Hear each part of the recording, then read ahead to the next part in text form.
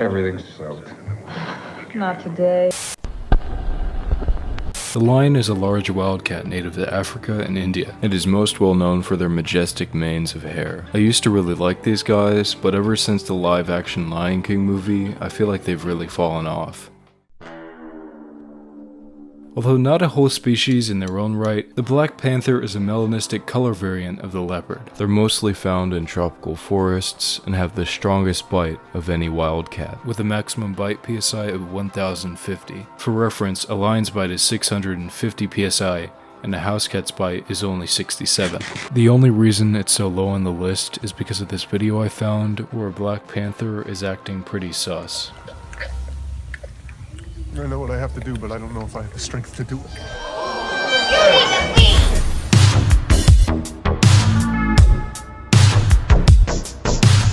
You have to be pretty brave to have gay in your first name since the 1850s, and in my opinion, that's pretty based. The Margay is native to Central and South America. It lives mainly in primary evergreen and deciduous forests, and has very impressive jumping abilities, which it uses to catch tree-going prey and nests with unprotected eggs.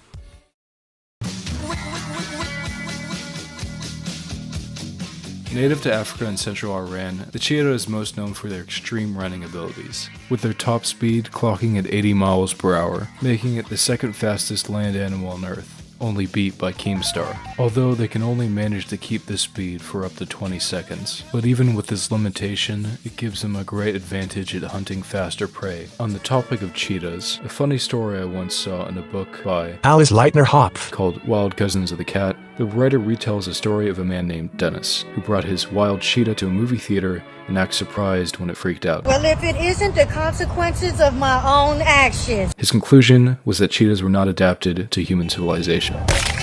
I know, a crazy revelation, right? I mean, I get that it was like in the 50s or 60s and people were ignorant back then, but I feel like you'd have the common sense even back then not to bring a wild animal into that kind of situation. And I mean, when was the last time you saw anyone bring a pet of any kind into a movie theater? I know I haven't, and I even work in one. The book was released in 1975, so it's a little bit dated in its information, but it's definitely a good read and I'd recommend it. I've linked it in the description below if you're interested.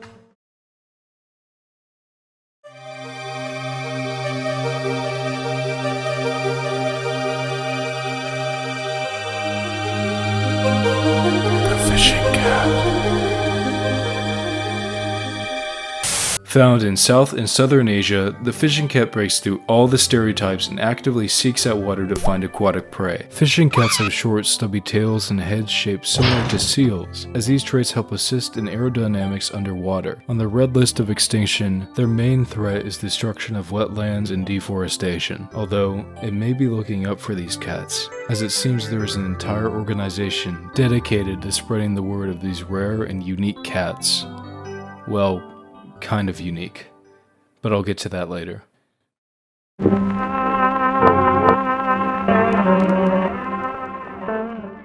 Only on the island of Borneo, the Borneo Bay Cat is definitely the sigma of the cat species. A loner, the Borneo Bay Cat is the most elusive wildcat on Earth, but being so elusive comes with a huge risk, as for a Borneo poacher, capturing a bay cat is like winning the Powerball. If you can believe it, we didn't really have much information on them until the 1990s, and still with that information we barely know anything about them. In 1992, an adult female was brought into the Sarawak Museum, alive but near to the point of death, dying soon after. The cat had apparently been caught by native trappers and held in captivity for some months. Although the animal unfortunately died, the specimen offered the first opportunity to look at the whole animal, and it wasn't until 1998 that photos of live ones were taken and distributed across the world by National Geographic. Living in contagious forested areas, habitat loss due to deforestation for palm oil plants and logging are the bay cat's biggest threats. If this were an iceberg video, these guys would be at the very bottom,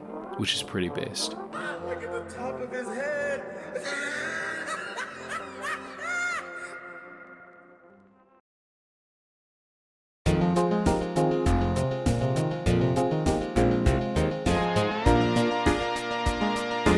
Remember when I implied that fishing cats were only kind of unique? These swamp things are the world's only felines who specialize in fish. That's not exactly true. That's because the poorly named flat-headed cat is essentially a compact and reskinned fishing cat. Native to Borneo, the Malay Peninsula, and Sumatra, the flat-headed cat has been hailed as the least known wildcat on Earth. But being the least known isn't the flat-headed cat's only debacle, besides their shit name, as they are near extinct, with it estimated that there are less than 2,500 adults left in the wild. The funny thing is that they're basically the same size as house cats, but they have a few unique features that help them stand out. Starting off, the flat-headed cat's eyes are located much closer together compared to domestic cats, which gives them improved stereoscopic vision. They also have claws that only half retract, which are likely used to help gain traction in the muddy areas they hunt in. When I first heard about these cats, I could barely find any video footage of them online. Until I looked on Facebook. Yeah, Mark Zuckerberg does come in clutch sometimes. Nice job, team. Because these videos were exclusive to Facebook, I downloaded them all and re-uploaded them onto my third channel. And I've linked the playlist to those videos in the description as well. Also, I've been thinking about making a dedicated video about these cats for a while now, so if you're interested in seeing that, tell me in the comments down below. And before you ask, besides a few photos and one poorly shot video, there's no footage of them swimming or hunting, unfortunately.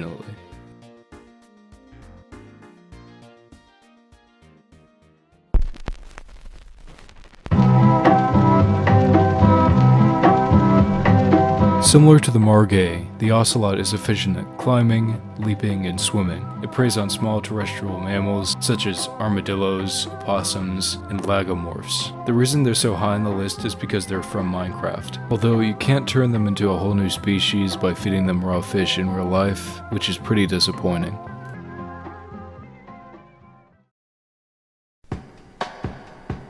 The serval, native to and wildly spread across Africa, is a solitary carnivore. These big cats are ambush hunters, and hang around areas with tall grass where they can hide and plan their attack. A notable feature that you've surely noticed by now is their large ears. They're shaped like this to help locate prey, and they're extremely sensitive. This is because they've developed to pick up on the faint noises rodents make. They also have the longest legs of any feline relative to its body size. The serval is number 2nd on our list because it usually plays second fiddle to our number 1 spot.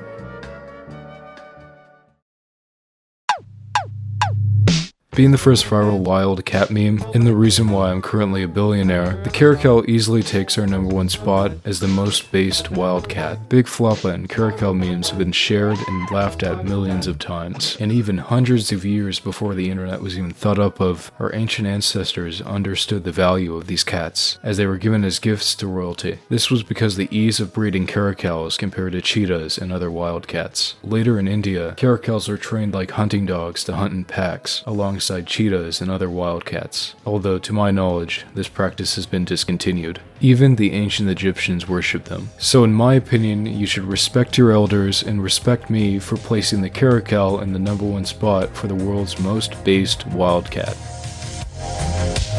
Unfortunately, I don't have time to do a lengthy, well-edited credit scene. This is because I have to leave soon for a trip, and I wanted to make at least one video before I was gone. And I also wanted to try something new out on the channel and see how you guys react. Would you be interested in seeing more long-form video essay-like content that would be less hastily edited, of course, or should I just stick to memes? I'm just testing the waters to see what you guys think. I don't really know how to end this video, so